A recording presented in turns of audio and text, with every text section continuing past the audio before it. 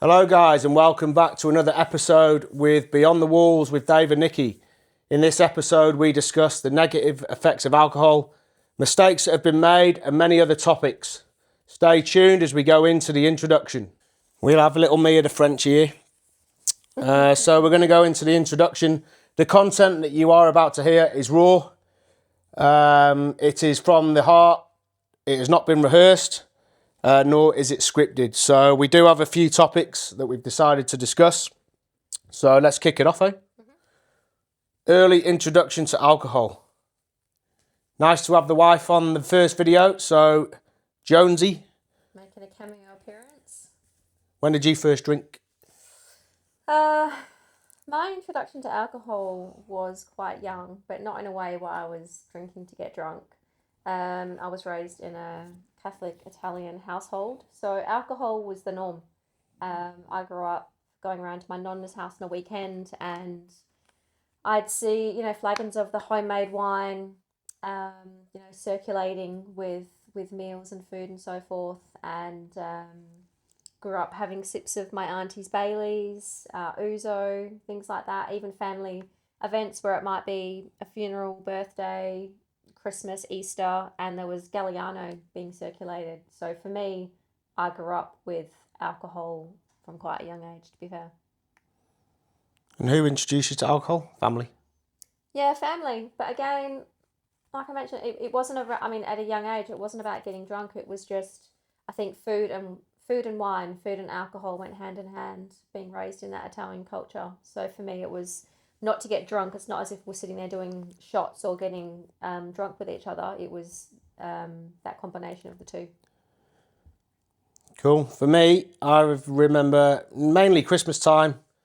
Again, fairly young age. We would leave a can of Foster's. Pictures in the video. Can of Foster's mince pie and a carrot for the old reindeer. Wake up Christmas Day. The old man had sipped on half the can of Foster's and I was allowed a couple of sips. But my main introduction was probably 15, hitting the clubs, drink pound a bottle, Smirnoff Ice, or the Blue Wickeds, and you could have a full night out at on 20 quid. So I do need to try and stay on track because the ADHD will get me wandering off. But yeah, we used to go out Thursday, Friday, Saturday night, go to school, fake ID, and that was sort of my first introduction. Looking back, what message were you receiving about alcohol as a young person? Sort of, did you see it as a rite of passage, or were your parents not very strict? No, parents were strict, but I think it was more of a respect for alcohol. So I'm not saying that the way my parents did it was the right way or wrong way, but I was exposed to alcohol but more in a family environment. So it wasn't around, again, like I mentioned, not going out and getting drunk, obviously, at a young age. Don't get me wrong, when I hit those teenagers of 15, 16, I was doing the typical teenage thing and going and getting a $10 goon bag, which for those who don't know what it is, it's basically a silver bag filled with sweet, fruity wine, which would give a hangover that lasted for about 4 days. See below, goon bag. You'd get absolutely written off and then be dying in a field for the next few days. But I think the introduction to alcohol within that family environment, there was a respect for alcohol. Then as a teenager, it was a rite of passage, but that was more around, I'm going to say, my Australian friends and that high school environment where it was more of we're going to go get written off. So when we look at why do we drink in the first place, I think for me, the social setting, I always like to be life and soul of the party, or I did. Even from that early age, I was never an aggressive drunk, wanted to be everybody's best friend, socially fitting in. And then as I joined the military, again, trying to fit in with the lads, I joined the military at 17, very young age, met some great lads along the way, and we had some crazy nights out, for sure. But then, I suppose as that went into my adulthood, I then struggled to deal with things, so I'd suppress something, not deal with that. I suppose it's like, you could call it a ticking time bomb, or not deal with this, something else would happen a week, a day, 2 weeks, a month later. It's now here. Next thing was now here. And then I'd become a ticking time bomb. I'd blow my top. Yeah, you used to. Yeah, definitely. For me, why we drink in the first place, yeah, definitely as a teenager and as a young adult, it was more that social peer group. It was a rite of passage. You know, I grew up in Australia, so it was very much the beautiful summer. You go out for weekend drinks. Also, for myself professionally, I've worked in corporate finance for 18 years prior to my recent change in career, and it was very much a given that you'd work in the city in a head office and you'd go out for boozy drinks on a Friday and go out for one or two and either return to the office or stay out and go drinking. It was more socially acceptable to drink than not to drink. So for me, why I chose to drink, A, it either went with the job or the territory. B, as a teenager, it was a rite of passage. For myself now, as an adult, where I feel that I have a better relationship with alcohol, I still enjoy a glass of red, but I think that's more of I enjoy a glass of red, cook a meal, and that's kind of like my wind down time at times. Yeah, I think for me, I mean, a lot of people have said when they see me drinking, compared to being in work, I'm like two different people because I'm quite strict in work, I suppose. I love that structure, but I mean, in one sense, it gave me confidence, but then I think I was also hiding away from stuff. So, suffered with sort of body dysmorphia over the years, so I try and mask that. I suppose, and that's got us where we're asking, you know, do we drink because we're enjoying ourselves, or are we trying to avoid feeling a certain feeling? So, for me, I would really love the night out, want to be everybody's best mate, buying people drinks, and then I'd wake up in the morning. What did I say? What have I done? But then didn't want to do anything, but then I'd force myself to the gym, but that workout was now punishment. It wasn't a workout to enjoy myself. I'd go and absolutely beast myself because I was so annoyed at myself for getting into that state the night before. So, yeah, 22nd of this month, so we're only a few days away now, and that is 9 months without a single drop of beer. Never, well, maybe I did have a problem with it. Could take or leave a drink, but you give me 2 beers, I would drink 10. And I love this little caption that I've made or managed to get of what it looks like, chaos from 2 to 10 beers. So, yeah, that's sort of why do we drink in the first place? Most of the time to feel socially relaxed or socially accepted. And it's quite funny when you stop drinking or you go to a pub and you're like, say, no, I'm not having a beer or a drink, how people change towards you. But when you do drink, yeah, very, very interesting. But I think there's also an element of habit as well. We found ourselves, so we were using alcohol as like a habit or a routine. It formed part of our routine. Boredom. And boredom. So it formed part of our weekly routine or a source of boredom. So for example, on a Friday, you know, we'd start and have maybe some bubbles, some white wine that would lead to red wine, then it might be Gin. Bailey's or gin, anything and everything. We used to drink pretty much everything. 25, 30 bottles of gin, vodka, just over there to the left that we've collect. We used to collect gin from Garden Street Gin Club. But sorry, love, I cut you off there. No. Carry on. It's funny when I think back how we used to, what our Friday nights used to look like. And I look back on it, I never thought that I had an alcohol problem. And it wasn't that I was pointing the finger thinking Jones had an alcohol problem. But when I look back on it and I'm like, wow, we actually did used to start on the bubbles and the white wine, then the red, then the Baileys, then the whiskey and the gin. We might drink 5 different types of alcohol on one night. That was just a Friday. Then let alone a Saturday. Saturday afternoons used to be pretty much at the pub. We might have plans, for example, but it might come to 3 o'clock, 4 o'clock on a Saturday. Didn't really have any plans, and we'd go to the local watering hole, and that was our standard. So it kind of became Local watering hole. Yeah. Not heard of that one. Yeah. It became a habit and became part of our routine, an unhealthy one. So we'd book a restaurant, and so we'd go for a drink, and it would all be so Nikki's 1 glass of wine would be 2 pints for me, and then we'd be getting sort of ready to leave. Say if the table was booked for 7:30 p.m. and then we'd see a band setting up, and I'd be like, oh, let's stay for one more. We got time, so we'd have 2 more pints to 1 glass of wine. So I've now had 4, and then we'd see a mate walk in, or you know, a couple that we know, and then next minute, oh, let's have a few more drinks with these, and then we've missed the restaurant, and then we'd end up coming home. Sorry, that was not me or Nikki snoring. That was our French bulldog, Mia. You want to make an appearance? I'm going to make a cameo. Hey. Say hello. There she is. She's in the corner snoring. Yeah, nearly bedtime for you.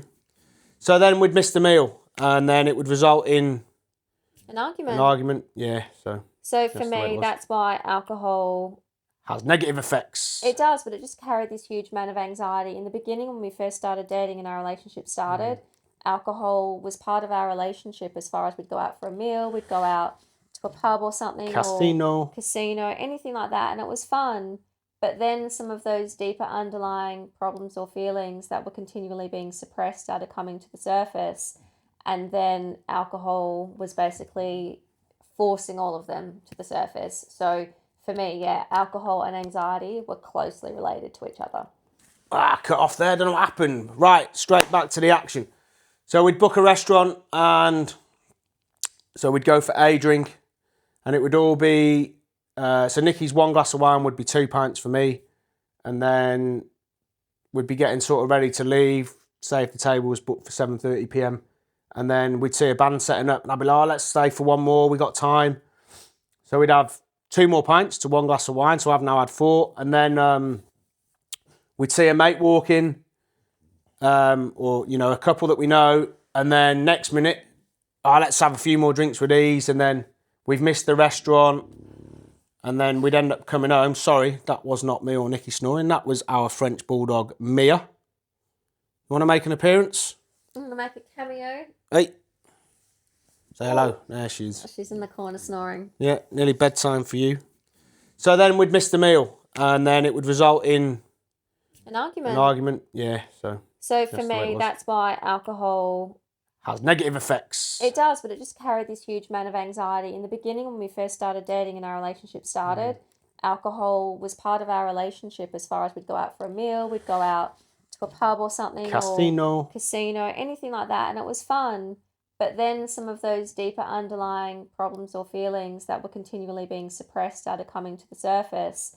And then alcohol was basically forcing all of them to the surface. So for me, yeah, alcohol and anxiety were closely related to each other. So yeah, I suppose, you know, we're looking at what the feeling that alcohol gives you, makes you more confident. You know, reduced anxiety. If you suffer from that, you feel on top of the world, gives you confidence. You feel that you have to drink. Sense of belonging maybe. And then I guess when you look at like the lies that the alcohol tells us as well is, you know, I'm not hurting anybody. I'll just have one. You know, 1 becomes 2. You know, I can't stop like so-and-so has. And I've actually had that already from the very few videos that we've done so far. And at the start, I just said if I can help one person, but I've had a couple of messages asking how have I managed to just not drink for 9 months, which I've already achieved my goal, regardless of where the rest of any of this content goes. So yeah, I think it's like liquid confidence. You feel more social, you know. If I went into a massive crowded area without a beer in me, I'd be looking over my shoulder, I'd be looking for the entry and exit points, I'd be wondering what people are saying, it's so noisy, let alone in a nightclub with a DJ or a band. But you get 3 beers into me, and then I want to be in the centre of that large group now. Kit would come off, top would come off, super confident, sometimes even on the bloody tables. So it's very interesting now how the negative effects of alcohol allow us to succumb, and at the end of it, succumb to that sort of behaviour. But at the end of the day, you're responsible for yourself. So alcohol is no excuse by any means. But yeah, it's the negative effects. And if you have a look, I've actually got a diagram here of the negative effects that alcohol has on your brain. And I mean, we all know that it does, but I've never looked into it in this much detail. But you see on this image here the negative effects that it's got. So yeah, what about you? I mean, for me, now I don't like the feeling of being tipsy or drunk at all. I don't like it. I don't like the feeling of being out of control. I don't like the anxiety it leaves me in. I found drinking for two reasons. I used to enjoy having a bit of a drink, but I think over the years, as mine and Jones's relationship moved into different areas and different directions, because I didn't have an element of trust in him when we would go out, there was a huge amount of anxiety that was attached to alcohol and drinking because I couldn't trust him when we'd go out. I didn't know what version of him I was going to get. I didn't know what type of night we were going to have. I didn't know what type of weekend we were going to have. So we could go out on a Friday or we could just be drinking at home. And the whole week could have been amazing, but something could have happened under the influence which would have impacted our whole weekend. So for me, alcohol was closely related to an increase in anxiety in me for many reasons. And like, I'll still have a drink now, but how much I drink now is significantly less. I don't touch other drinks. I'll still have a glass of red, but I didn't like, A, the feeling it left me with, but also in social settings, even now going out, not that it's PTSD in any way, but I would just choose to remove myself from that type of environment because I just don't like the anxiety that it kind of brings to my life. So bad habits under the influence. I'm not going to sit here and say that alcohol is an excuse for poor behaviour because it's not. You need to take ownership and responsibility of anyone's behaviour, whether you're sober or under the influence. But I know that myself, I have at times sent a message that I wouldn't have if I was sober, written a letter, said something, behaved in a certain way, looked a certain way, potentially had emotions that wouldn't have been there if I was sober. So for me, bad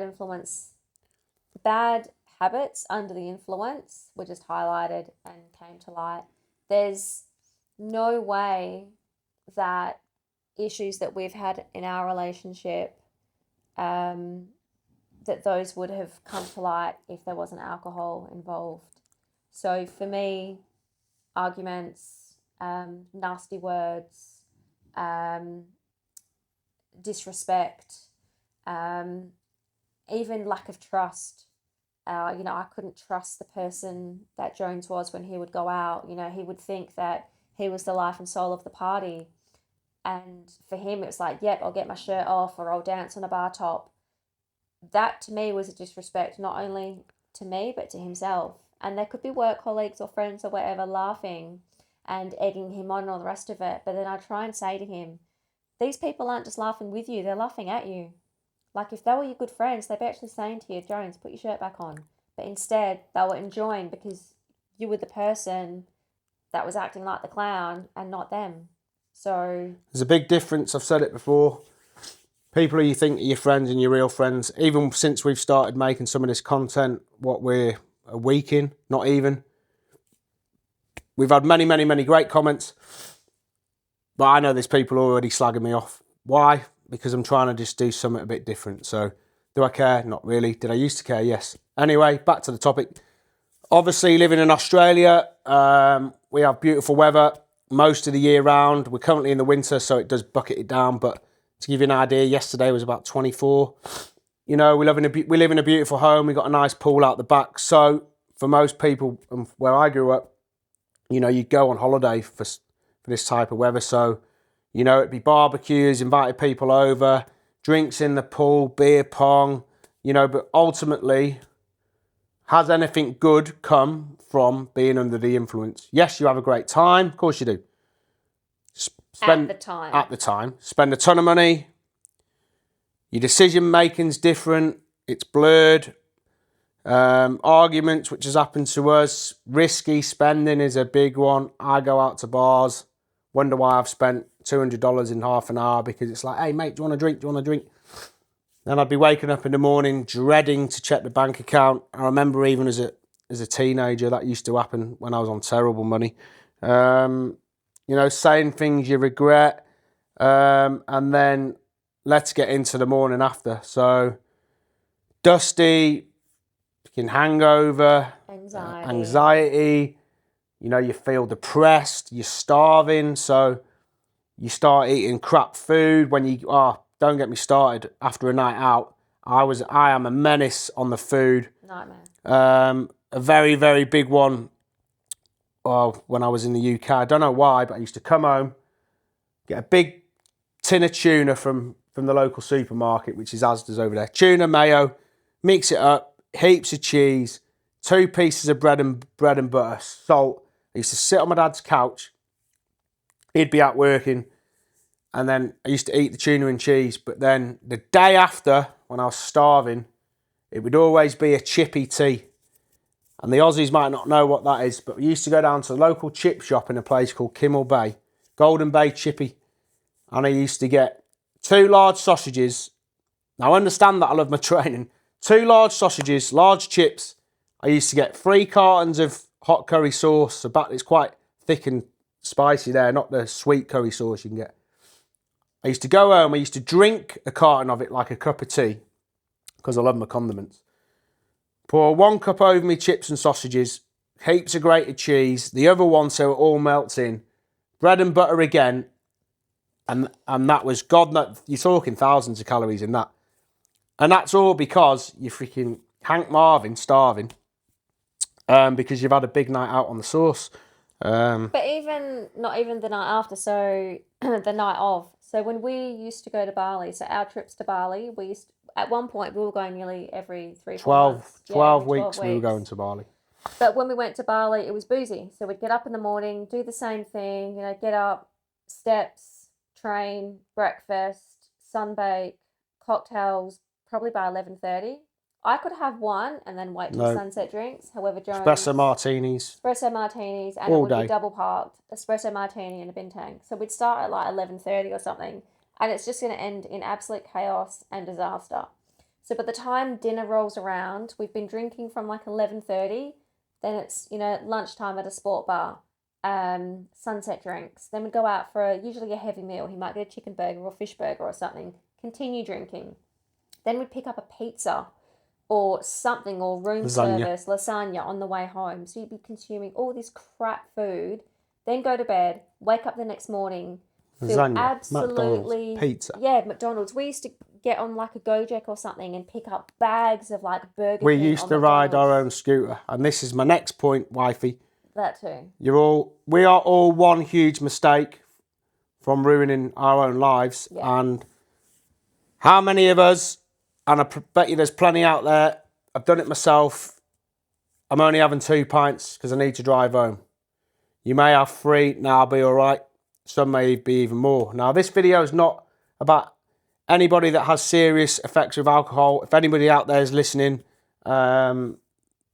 truly, wish you all the best in fighting those demons. This is more just about the negative effects that we believe alcohol has on individuals, couples, family, friends, how it makes you feel, how it's made me feel, and the mistakes that I have made, which nearly cost me my 2nd marriage to Nikki here. So this is the whole thing. Like, alcohol just makes you have a poor outlook and makes you make terrible decisions and stupid decisions. But yeah, the food the day after, the morning after, the bad habits, the money, all of it. There just hasn't been great experiences where we've been involved, where alcohol has been involved. Okay, the one we've been waiting for. Let's get into the mistakes alcohol I have made under the influence. So we won't go on and on about this, but a couple of examples. Obviously, mistakes in relationships. If somebody tells me to do something or not to do something, I generally then go and do it 6 times over.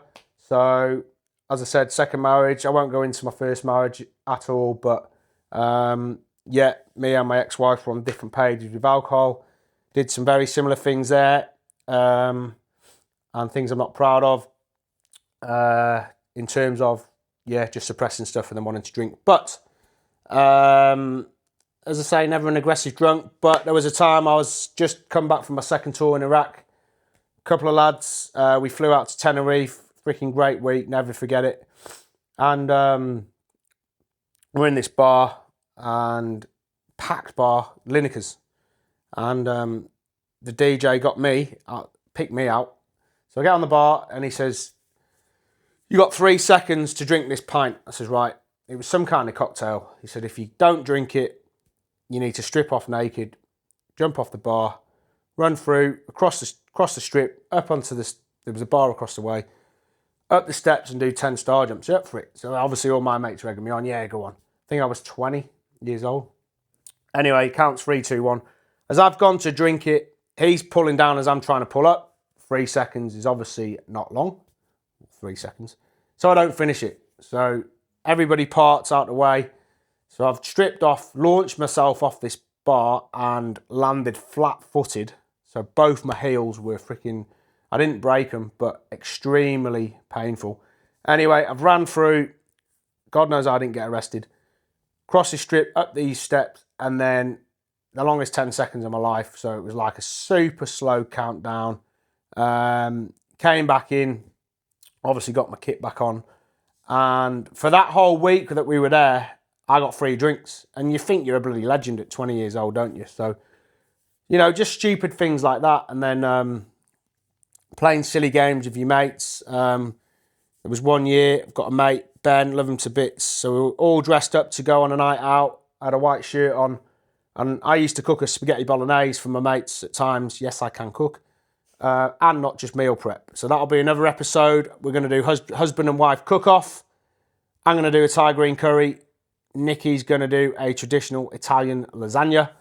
That'll be in another episode, so stand by for that one. Anyway, all dressed, spag bowl done, and there was the spag bowls cooking away. And then my mate said, Donk, that's one of my nicknames, put your head in the wok.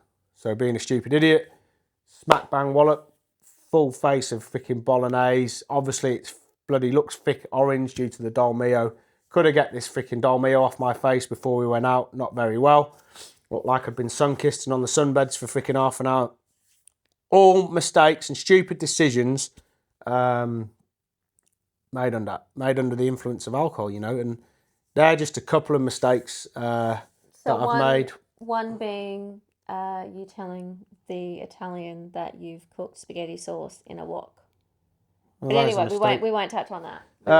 But then more serious mistakes, you know, as I say, you know, nearly having a cost to your marriage, that's a huge mistake. And then luckily, it was finally anyone, you know, you need to want to change. So finally I thought, you know what, I love my training, I love my family too much, we're only on this planet once. If I don't do something now, you know, and I'd stopped drinking for periods. Like in the UK, I never used to drink Monday to Friday, ever. I never used to drink unless I used to go out with the lads. Whereas over here, you know, it is like being on holiday all the time.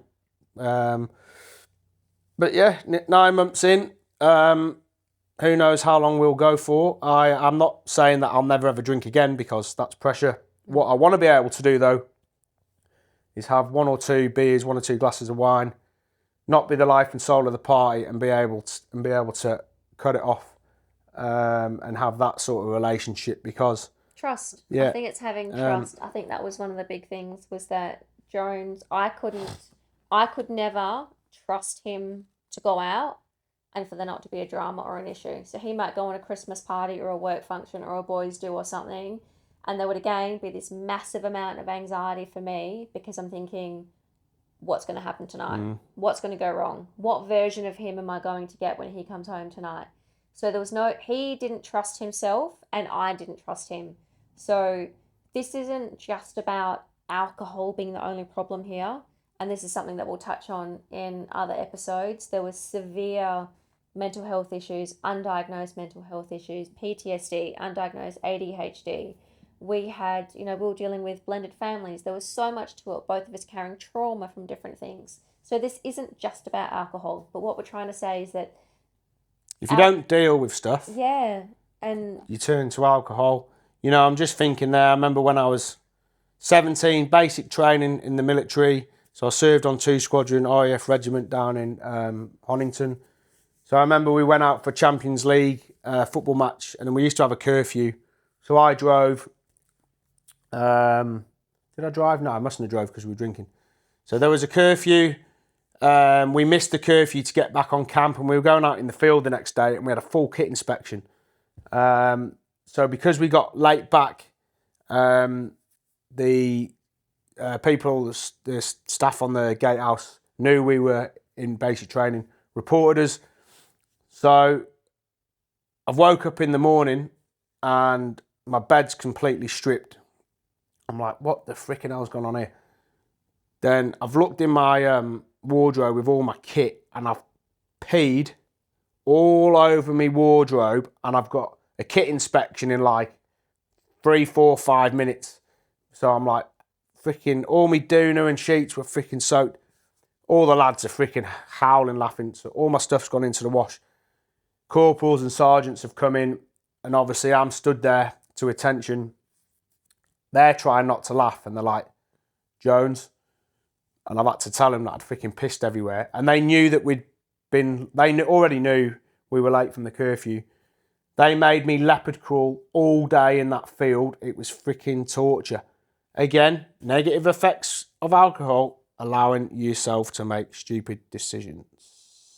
I think also for us, our marriage almost failed. Not just due to alcohol, but just due to poor decisions and suppressing of feelings and like a massive, like compounding effect. But alcohol had a huge, huge, huge negative impact on our relationship. But I couldn't just sit here and say to Jones, because of the person he is, you need to stop drinking. Because as he mentioned, if I asked him or told him, he would just go and do the opposite. He had to want to change. This isn't a Nikki journey. This is a Jones journey. So I'm here with him on this. This is our journey. Yeah, but you had to make that change. You had to want to change because you have to want to do it for yourself, right? I still have a drink now, but I'm so much more conscious of my alcohol consumption and the person that I am when I am drinking, plus my limitations. But yeah, you have to want to change. So what made me change? I suppose the hard truths. The thought of what I was potentially about to lose, 2 beautiful stepkids, a lovely wife, everything we'd built over the time we'd been together. And I thought I moved out for a period of time. In one sense, that was good because it gave us time apart. But, who wants to be sat in a house? You can have the biggest mansion in the world and all the money in the world. And if you're sat in that house by yourself on your own, what's it worth? Nothing. So I think I had a good, hard, long look in the mirror, and I sort of come to a conclusion that good people are hard to find, good women are hard to find, and that extends to friends. I have a saying that a friend who has now passed away told me, good friends are like stars. You don't always see them, but you know they're there. I tell you what, that's very true. And good women are hard to find, and I have one right here. But yeah, so the hard truths, and where was it going to end if I sort of carried on going was the turning point. And the way I look at life now, and I actually messaged somebody this yesterday who reached out to me, is the decision that I'm about to make good for me? And if the answer's no, well, don't do it. You either do it or you don't do it. Is the decision that I'm about to make good for my team? And by my team, I mean my family. If the answer's no, don't do it. If the answer's yes, do it. And they say to me, you either do it or you don't do it. And that's how I look at life. And when you break it down, it's really quite simple. Then keeping busy. So what do I do now instead of just sitting on the couch drinking alcohol? Well, we try and make content. Yeah, but our weekends have changed so much. So we try and make content, which is a new thing for us. We got heavily involved with a fantastic group called the Human Excellence Project. They are north of Perth in a place called Whitford's, run by a great gentleman from Liverpool. So they do the cold ocean dips every single morning, no matter what the weather is. So we got heavily involved with them. Love them guys to bits. And then instead of waking up being dusty, we get up, we walk the Frenchie Mere. We go for 20-minute walks now. So we try and give ourselves 10 minutes for me, 10 minutes for Nikki, asking each other about the day. Walks along the beach. We bought a sup board. So all these things, when you're hungover, you don't want to go and do because it's stinking hot. We got a sup board. We go down to Coogee Beach. So I might do a day in the life of living in Perth. stuff like that, really. But even at that crisis point, so I won't lie, there were other things that you did and that we did just to kind of get ourselves back on track. And we might touch on that more heavily later on. And that was around, you know, the journaling, mindfulness, just actually being present. And we went and did a breath 9D thing, didn't we? Yeah, 9D breath work. There's so many different groups and organizations that you can attach yourself to, and just trying new things. So even our weekends, oh my God, I started doing yoga on a Saturday afternoon, and Jones is the least flexible human being that I know, but to get him to yoga was the biggest achievement, and it was the funniest thing on the whole damn planet was to get him to yoga. Hot yoga. We did that. It was brilliant. But just trying to fill your time with different things, not just around Saturday afternoon, 3 p.m, go to the pub and see the same people and do the same things. We started changing our weekends and just living a bit more. Yeah, so that pretty much covers it off. I think I'm going to put it out there. Just put it in the comments. One, if we've helped you in any way, please let us know. What age were you when you first had your first drink? If you want to mention what maybe one of your biggest regrets was, have you quit drinking or cut back? I've got a good friend who's not now drank for 35 years. A good one, I suppose. What was your turning point? I've got people that are already reaching out to me. So please comment, what was your turning point? What helped you cut back or stop drinking? Because between us, let's support each other and make some positive changes. And what positive changes have you seen in yourself and your family since you've stopped drinking? But yeah, thank you all very much for watching. If you've stayed through to the end, please like, please subscribe, please share. Let's get the message out there to help other people. Like I said, this vlog is nothing about people that do drink at all. It's more my issues and that I had, the negative effects. But let's spin it to a positive. How can we help other people that maybe want to quit drinking for 9 months or longer like I have? Stay tuned for the next one.